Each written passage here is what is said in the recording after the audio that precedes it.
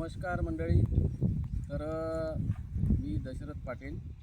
आज माझ्या शेतातील जे कपाशी आहे ते रोटावेटरनं बारीक करायला सुरुवात केलेली आहे आणि हे जे धसकट आहे मी माझ्या शेतातच मुरवणार आहोत, कुजवून मुरवणार आहोत. आणि याचं कारण असं आहे की आजकाल आपल्याला शेणखत उपलब्ध होत नाही आणि त्यामुळे जमिनीतला सेंद्रिय कर्ब संपलेला आहे आणि तसेही रासायनिक खतं महागडी झाल्यामुळं परवडत नाही आणि आपल्या शेतमालाला भाव मिळत नाही. जो रास्त भाव मिळायला पाहिजे तो मिळत नाही.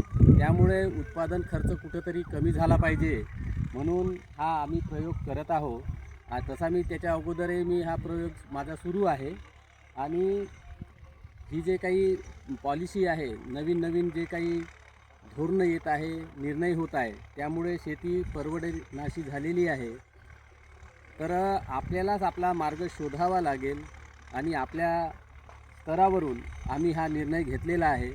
जसा आता SRT पद्धतीनुसार शेती पद्धती एक नव्यानं सुरू झालेली आहे.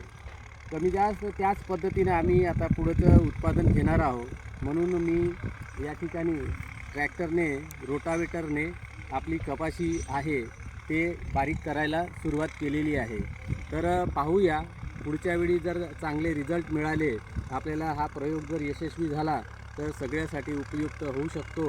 म्हणून आज हे मी या ठिकाणी सर्वांना सांगत आहोत.